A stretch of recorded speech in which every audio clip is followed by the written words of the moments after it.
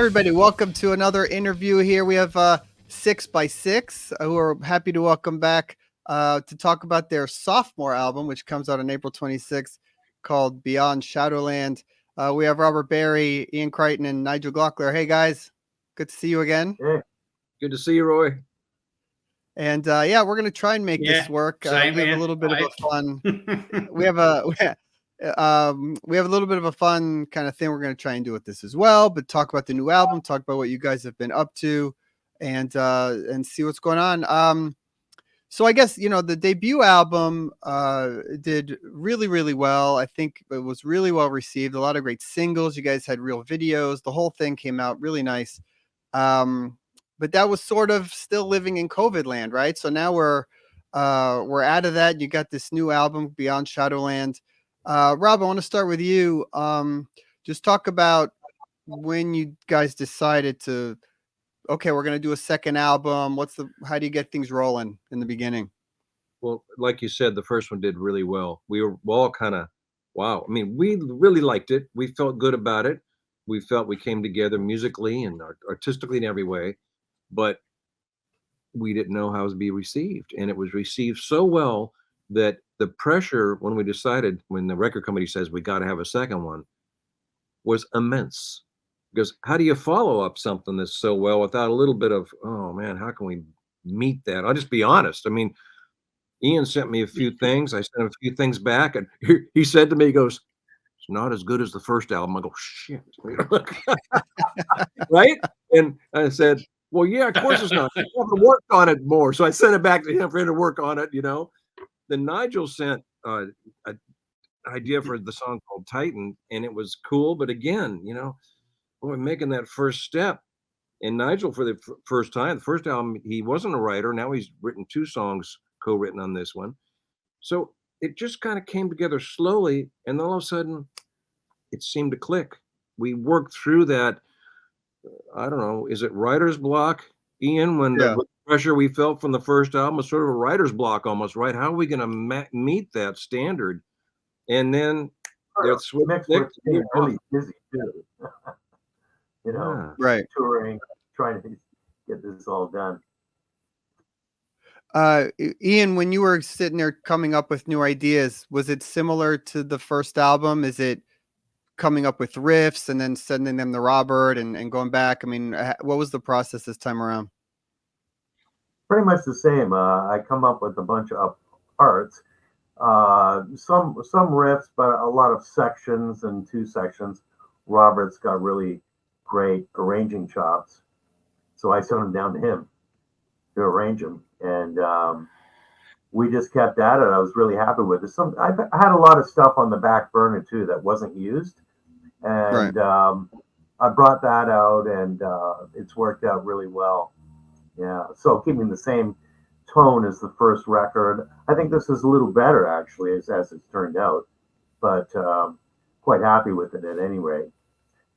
Well, I've had a chance to hear the record, and it is fantastic, but it also it goes in a few different directions than I think the first one went. You guys didn't make a copy of the first record by any means. There's a lot of really cool acoustic stuff this time around, which I think is great, and a lot more proggy moments. When you were putting this stuff together, were there moments where you said, like, no, this is too much like the last record, we need to try something else, we need to push it in another way? How did you analyze music as it was coming? It didn't really land that way. I guess we were maybe a little concerned about that at first, but once we started going, that was just off the wayside. It was onto the new stuff, and it all worked out really well. Just stayed with it, worked on it. It's this thing where it's heavy electrics mixed with nylon acoustic. So I'll definitely have a floating acoustic on stage, with an M brace on a mic stand. So I can just walk over and click a button and play those parts, click it off back to the electric. We wanted to go heavier too, right? We really wanted this to be a heavier album. Heavier. We didn't want to make the same album, which would have been the safe way to go because people liked it. But because the 3 of us we worked so well together, we kind of said, hey, let's make this heavier, drums more pounding, you bastard. No, really, I mean, there's lots of more complicated, I think, drum parts on this, although there's still the heavy, straightforward driving thing. But we went for a heavier deal, and it was just sort of natural, really. So Nigel, you ended up writing a few songs on this album, as Robert said earlier. How did that come about, and what prompted you to try and write this time around for this record? Well, no, I mean, the first time around, the stuff was already written anyway, right. And so, so for me, for the last album, it was basically powering through, trying things out. For this album, though, I had some ideas that I'm always writing anyway, just popping things down because I like playing keyboards and stuff. So, played a couple of things to the guys, and Robert mucked about with them, and there you go, Yeah, that was it. I mean, I like posing, Well, cool. It may be another added element to the record that is something that's standing out, which is pretty cool. One of them's a big test because one of our favorites, the three of us, one of our favorites on the album is one that started with Nigel, and the record company, the manager, nobody's mentioned it. So we think it's really good. We think that people are going to really like it. So we're sort of waiting to see when it's out what they think.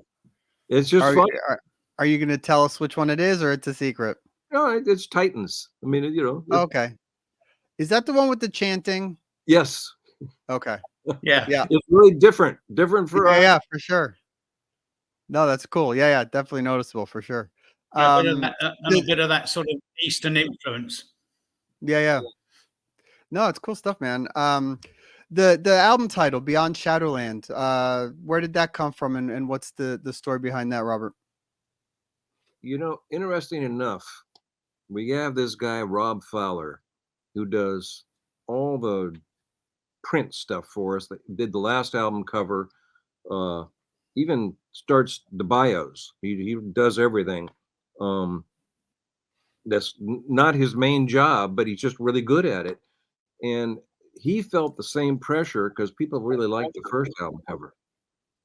What was that? Oh, no. You're good. No? Okay. And people really liked the first album cover. That management did, the band did. So Rob had to come up with something basically that sort of had the theme, it was the three guys and the sidecar for the first one. And he came up with this airplane, and we sort of came out of the shadows, out of nowhere with the first album. Because we didn't talk to anybody about it. We wanted to keep it a secret till it was launched. We did that. It did really well. And this one is Beyond the Shadows. Honestly, Rob came up with that name for that reason. And then the cover, we just loved it.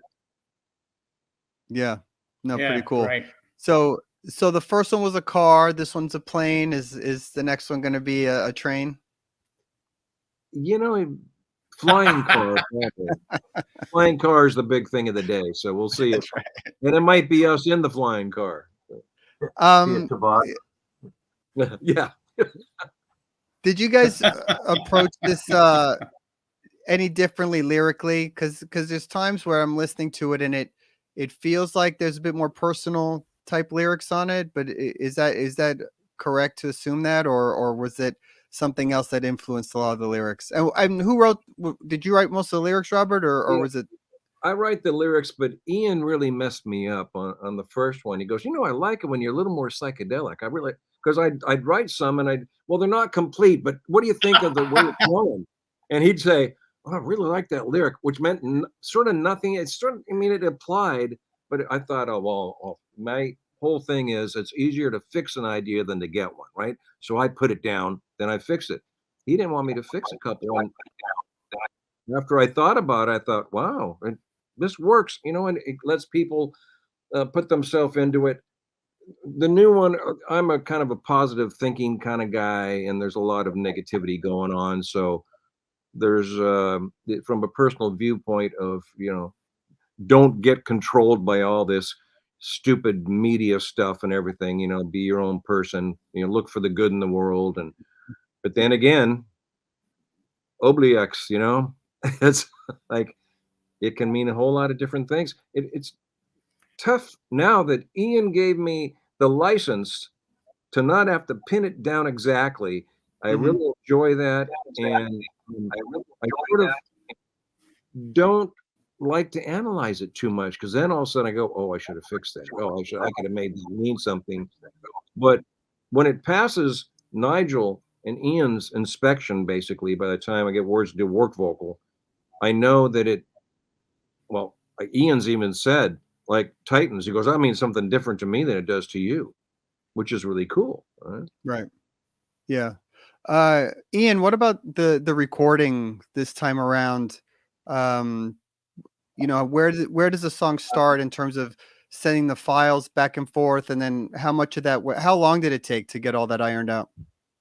Took most of the year. You know, I sketch things down when I write. I don't pay too much attention to having, you know, great guitar sounding that when I'm coming up with ideas and parts and songs. I like to get them down out of my head quickly, and that's what I give Robert.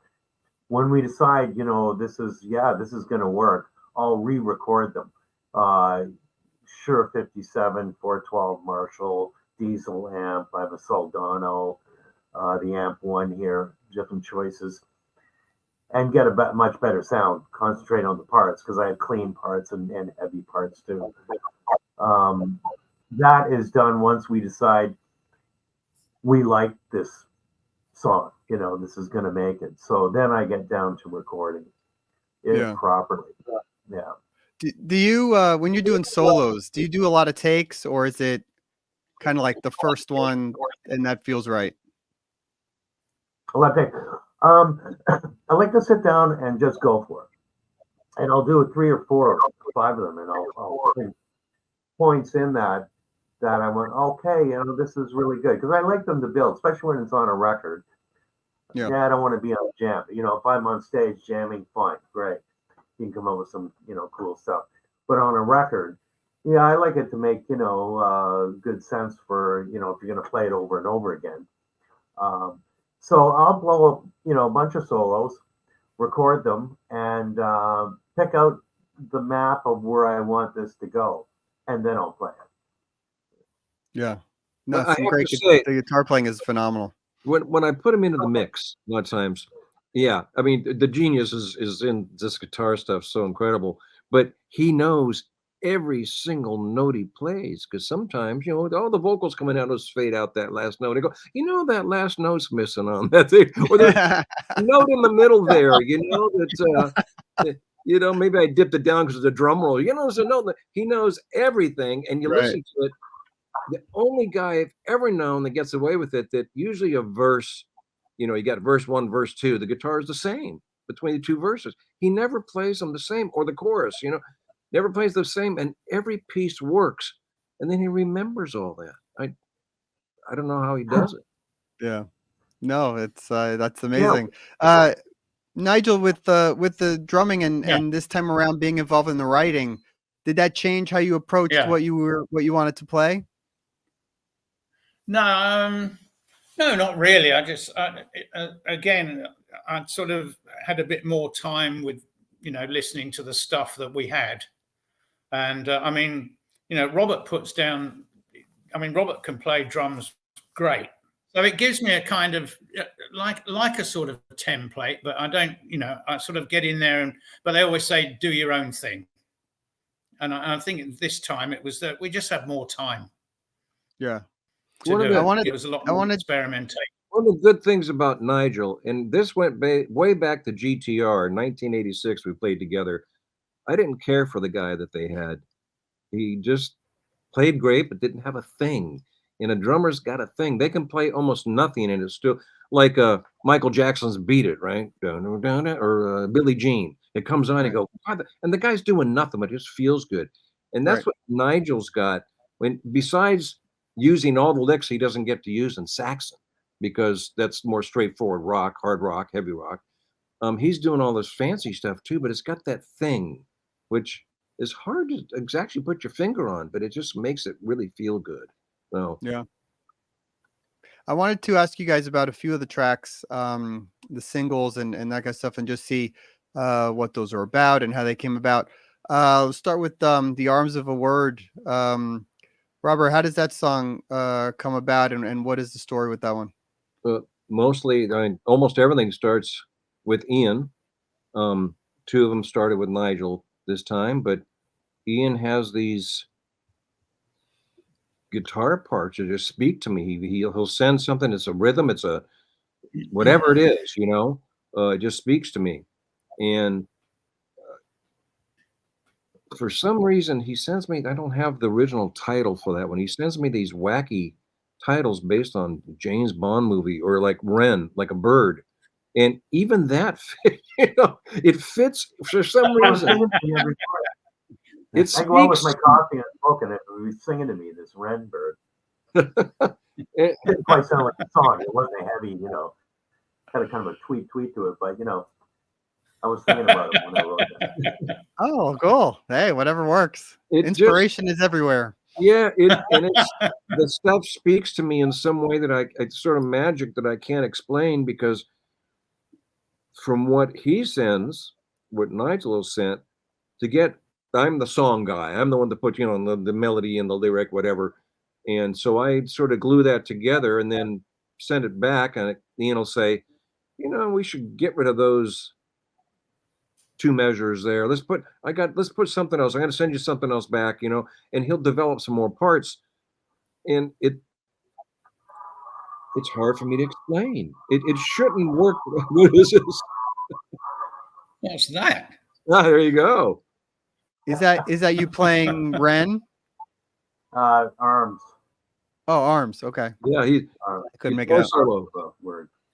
That's cool. Is that a red guitar? Check it out. Bought myself a selfie studio. I've never been like this guy on the internet. I've been asked to be more, savvy on the internet. I guess I'm getting there a little bit, but right. Contact a little bit. The song that I've been hooked on is Obliex, which I think is just brilliant, and a really wonderful acoustic song. And Robert, your singing on it is fantastic. But I guess, Ian, I want to ask you about that, starting that song off. How does that one come about? And the title, where does that come from? Well, the title, that was just really a working title. Before any music goes down on my template in the studio, you have to call it something so you can save it. So it has to be called something. And I just came up with that. I was really thinking about my dog, Minnie, of 15 years that just passed away.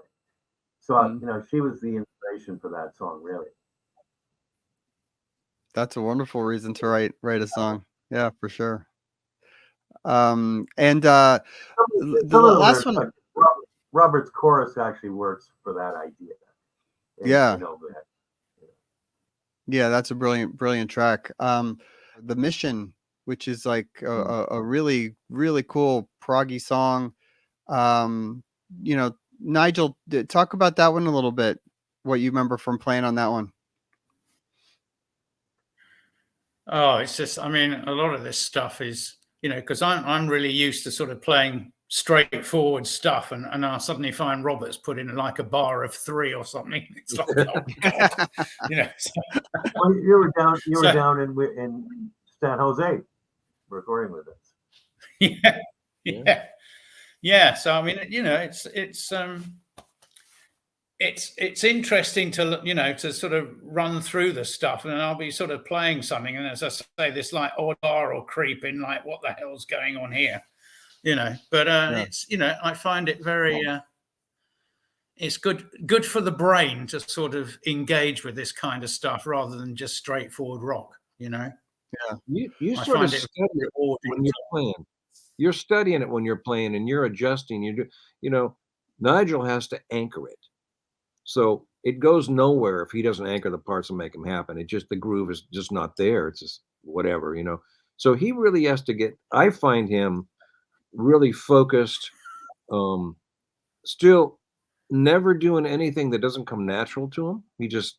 has this palette. He likes all kinds of music, right, Nigel? I mean, you like everything. Yeah, I mean, people keep saying to me, "Okay, so who's your favorite drummers and stuff?" And I was sort of, they were expecting me to say people like Cozy Powell and stuff, and I was listening to stuff like Billy Cobham.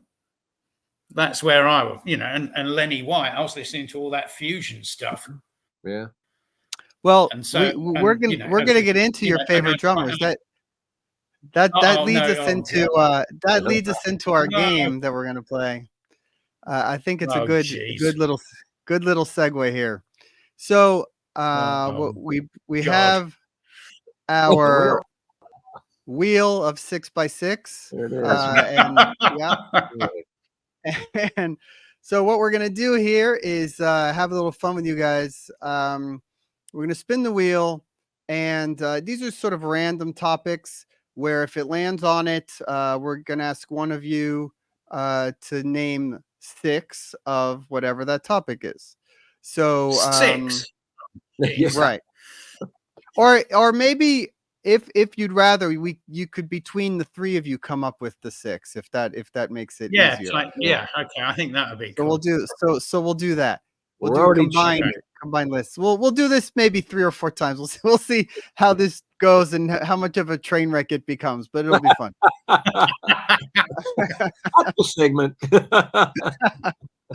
Okay, and whoever wins, whoever does the best at the end gets 5,000 points. There you go. So all right, so we'll spin it. We'll spin the wheel.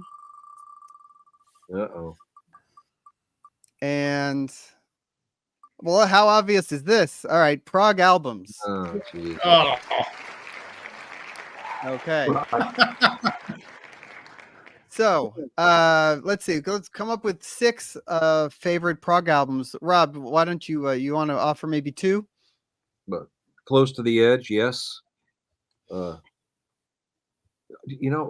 Nigel, what is the Genesis album that has Watchers of the Sky? What's it called? Do you remember? That's Foxtrot. Foxtrot. Yeah, Genesis definitely. I'd go. Those would be 2 on the top of most people's lists. Yeah, for sure. Yeah. All-time classics. Nigel, you got a couple? Oh God. There's only a few thousand to choose from. It's no big deal. Yeah, exactly. Only a few thousand. But I mean, quite frankly, I love Drama by Yes, actually. Okay. Gentle Giant. Yeah. Drama. Yes. In a Glass House. See, In a Glass. Yeah, that's a great album. Octopus. Great album. Octopus. And Motorhead. 3 Friends. Motorhead. Motorhead. What about Moving Waves? Focus. Yeah, definitely. Prog for sure. Yeah. All right. Well, that's good. That's a good collection of albums there, I think. Which one? Yeah. PFM. All right. Yeah, we're into PFM, definitely. That's 9. Yeah, we covered it. See, easy. All right. Should we spin again? See what else we got? Yeah. You guys hear a little sound? Yeah. Yeah. I like that sound. Movies. Oh. Movies. Who's the main movie guy between you guys? Oh God, I don't know. Not a big movie guy, but I have a favorite movie. It's Waking Ned Divine. It's I don't know that one. Have you seen it? Yeah. No. Yeah. But an old Irish town, and the guy wins the lottery but passes away, and they get the ticket. Oh, I have heard of that. No, I know what you're talking about. Yeah. I do know that. Well, yeah, I'll put my 2. Shawshank Redemption is one of my all-time favorites, but there's a fairly newer one called Why Him? Have you ever seen Why Him? No. It's the guy from Breaking Bad as the dad, and it's. I saw the poster. Yeah, it's really good, but it's raunchy. It's kind of funny. That's a comedy, right? Yeah, I think I do. I think I do remember that. Yeah, it's worth Nigel, it. what movies you got? Any favorites? Yeah, I mean, a recent one I saw, which I thought was staggering, was The Covenant, which was, what's his name, Jake Gyllenhaal or something. I think he's serving in, where is he? Afghanistan, I think, or something. And when everyone leaves, he goes back to gets his interpreter. Yeah, that was recent. That's a great film. Yeah, Alien. Alien. Yeah. I thought you were going to say the Barbie movie. Oh my God. I haven't seen Barbie yet. And then I like all the old sort of 60s, 70s epics. You know, like Battle of Britain, Sink the Bismarck, all that stuff.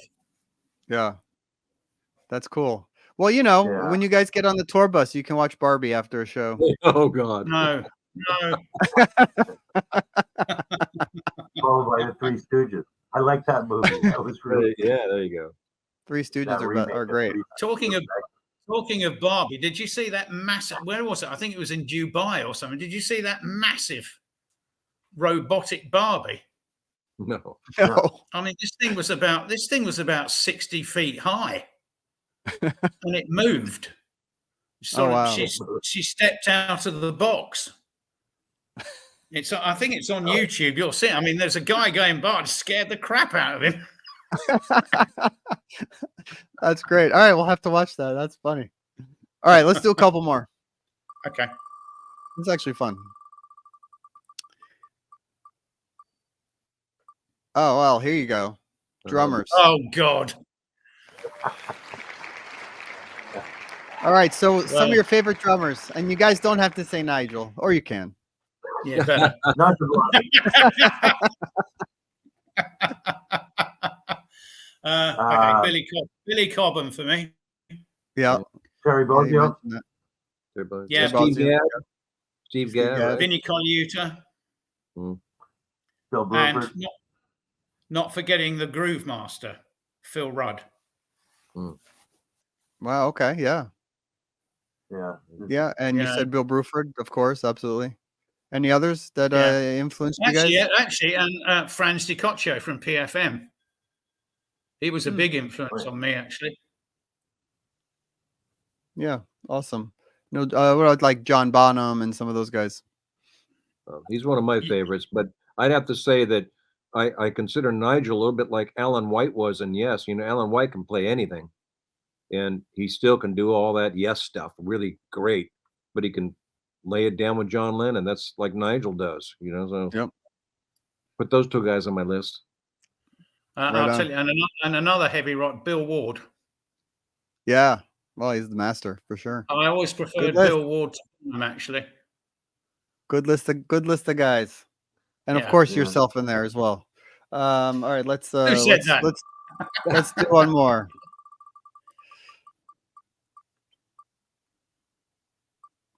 Oh, bassist. Oh no! Only worried when the drum stop. No. Chris Squire. Yeah, Squire, the best. McCartney, of course. You know, note choice is incredible, and you got to give Geddy Lee credit for what he did and who he is. I mean, guy's amazing. You know. Yeah, for sure. I hear he's kind of a funny story that Geddy Lee's doing a book tour now. And when Rush played in San Francisco, when I was in college, my band was called Hush. And Bill Graham put us on the bill with Rush.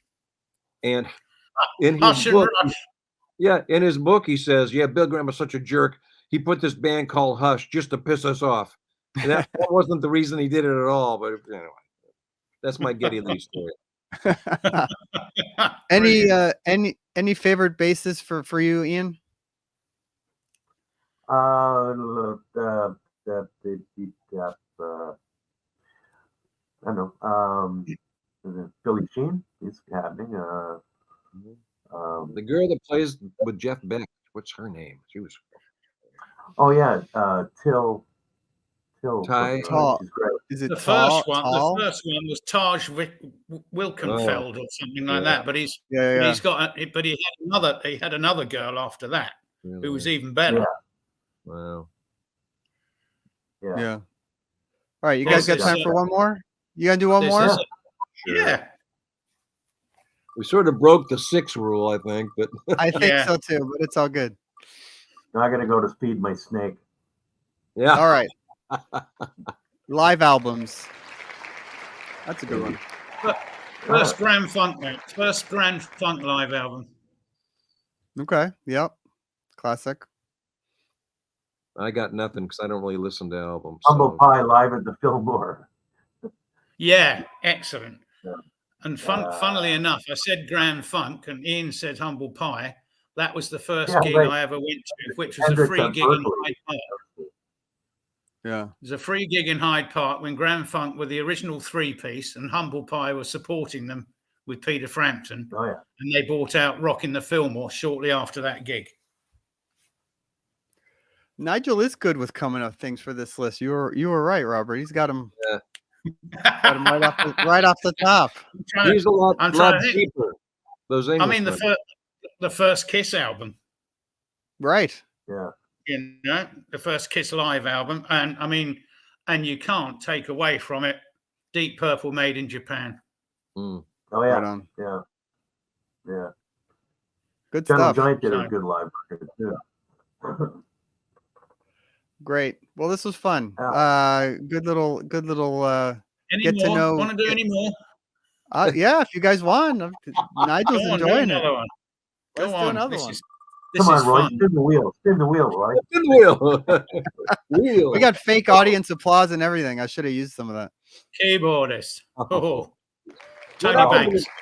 What happened to the snap category? Forget these music. No, we can't. Well, we'll just keep going until we get to it. Yeah. Of course, Rick Wakeman, you know. I mean, although Tony Banks is really my favorite. Tony Banks. That guy is amazing. Oh, God. Just. You work with Keith Emerson. I think there's one guy you got to mention. I was going to let you guys do that. I was going to stay away from that one. Like nepotism kind of thing if I mention his name. That's right. No, there's nobody. There'll never be another Keith Emerson in this world. No. Yeah. My reason for looking for a guitar player that was like Keith Emerson is how Ian and I got together. I thought, unique, one of a kind, you know, doesn't play power chords all the time, you know. And there was one guy in the world that could fit that besides maybe Jeff Beck, right? Do you have a favorite ELP song, Robert? I mean, Carnival 9 is something I reworked for the record company with Jordan Rudess, and I forget who the drummer is now. I should remember, but it really sort of got cemented into my being. So I do like that. You know, I didn't really get to play a lot of ELP stuff with Keith and Carl. We played nice music, and I did get earned a lot of respect for the Nice, who was actually the band that brought classical music to rock and roll. It wasn't ELP at all. They'd already done it. Yeah. You know? So yeah. You know. Yeah. Let's see if we can get snacks here for Robert. I can't. Believe it or not, I can't rig this thing, so it just lands on whatever it wants to. Is there a women and alcohol category? Is it? Yeah. So, how about this one? What are some of the best concerts you guys personally have been to that you remember? I had some weird ones. I saw the Cars and Yes together is kind of weird, you know. That is weird. And the Cars just stood there during good, but they just stood there. And Yes, of course, was amazing. I saw when I was very young and had no money in Toronto, I used to go downtown and hang around the venues and wait for the crew to show up. Go, excuse me, sir, you guys need help? And I'd help them in. I helped Jeff Beck in with 1972 with his Rough and Ready band at Cossie Powell and all those guys. And two bands showed up, and they said, sure, kid. So I grabbed all the monitors, and I brought the monitors on stage for Jeff, faced them all towards the audience because I didn't know what a monitor was. It was a speaker cabinet. You know? They all laughed at me. They all laughed. Oh, that's all right, kid. They give me front row seats, and that show was fantastic. Wow. I see that a lot. I did that for Mahavishnu Orchestra the first time they came to Toronto. Saw Led Zeppelin in a 300-seater on their first record in Toronto. How cool. Iron Butterfly. Great. Great. Rush on the Clockwork Angels tour. Saw that. Actually, I never had the chance to see Genesis live with Peter Gabriel. But there's I did it at Massey Hall, Toronto. There's you that. Did? Yeah, you did in 1973 or 74 on Selling England by the Pound. Oh wow! It's fantastic venue. It's like a 2,700 seaters theater. You know. So cool. Yeah. Yeah, that was awesome. I saw there's a Canadian tribute band called the Music Box. Yeah, the Musical Box. And I saw them. I saw them in England, and they were stunning. They did the whole of The Land Lies Down on Broadway, and it was stunning. Yeah, Peter went to see them himself. Gabriel. Check it out. When I was very young, my dad had the Vox Guitar and Amp Store, which is English stuff the Beatles and all the English groups use. And he'd set me down with the stage manager at the Civic Auditorium to guard I was 9 years old, whatever, guard the Vox AC30. And I got to see The Who with 150 people in the audience. And a guy brought his guitar because he knew that Townsend broke guitars. And he brought, I think Townsend was playing a Rickenbacker then. And the guy brought a Telecaster or something up and handed it to him. And Townsend grabbed it. He goes, I have a better guitar than this to break. Here, take it back. I was like, wow. And then, of course, he broke his guitar up in a bunch of pieces. And I'm like, whoa, this is the way to go, man. This is really good. That's one of my favorite all-time concerts. Give Townsend a guitar to break it. Yeah. Hey, so if you want, it's already on snacks right there, Robert. If you want to, we could tackle the snacks category. Man, Ruffles potato chips, M&M peanuts. I did two. Go, Nige. Dunkin' Donuts. Donuts. Can't go wrong with a donut. I'm in the land of donuts. Yeah. Blueberry pie. Blueberry pie wipes everything out. And vanilla ice cream. I've got some pumpkin spice ice cream. Oh, that's good. That's great. I like that. Yeah. That's good stuff. Well, you guys don't like blueberry pie? I don't think I've had blueberry pie. I like blueberries. Yeah. But yeah. That's something I never thought I'd talk about on an interview, but there you go. Antioxidants in blueberries. Well, this was fun, guys. This was a very cool, and I got to really talk about some cool stuff there, which was interesting. Just to recap, there is a new album, Beyond Shadowland by SiX comes out April 26th, and I'm not sure when this is going to air. Maybe there's a single out by now or not. But it's a fantastic record. Really excited. Hopefully there's some tour dates that you guys can end up finally doing now with 2 records behind you, which would be really cool. That's the plan. Yeah. Awesome. Yeah. And the vinyl's going to be the vinyl's a double vinyl. So it's a nice big album. Plenty of art in it too, which is nice. Yeah. Very cool. Well, congrats, guys. Very happy for you. And excited for it. Good luck. We appreciate your time. Thanks, Roy. Thanks, Roy. Yeah, this was fun. Always fun to talk to you guys. We'll do it again soon. Very good. All right. Hey, thanks for checking out the podcast. Don't forget to subscribe to our YouTube channel, wherever you get your podcasts. Follow us on all our socials and ProgReport.com. And we'll see you all again real soon. Thanks.